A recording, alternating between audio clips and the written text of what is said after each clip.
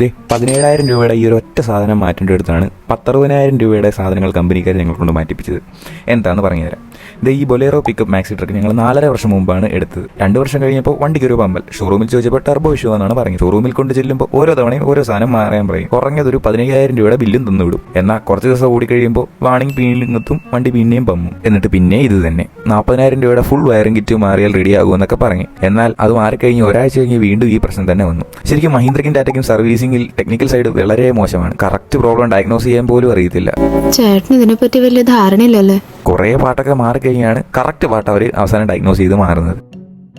EGR module. EGR എന്നാൽ exhaust gas recirculation. അതായത് എഞ്ചിനിൽ കമ്പഷന് ശേഷം പുറന്തള്ളുന്ന ടോക്സിക് വാതകങ്ങൾ വീണ്ടും എഞ്ചിനിലോട്ട് കിടത്തി കംപ്ലീറ്റ് ആയിട്ട് കത്തിച്ച് പൊല്യൂഷൻ കുറയ്ക്കാൻ സഹായിക്കുന്ന സിസ്റ്റം. ഇതിൽ സർട്ടൻ പീരീഡ് കഴിയുമ്പോൾ ബ്ലോക്ക് ആവും, ക്ലോഗ്ഡ് ആയിട്ട്. മെയിൻലി ഡീസൽ വണ്ടികൾക്കാണ് ഇത് വരുന്നത്. അപ്പോൾ അത് പീരിയോഡിക്കലി ക്ലീൻ ചെയ്യണം, അല്ലെങ്കിൽ അത് ഇതുപോലെ ബ്ലോക്കായി എയർ സർക്കുലേഷനൊക്കെ നിൽക്കും, വണ്ടി ഇതുപോലെ പമ്മും.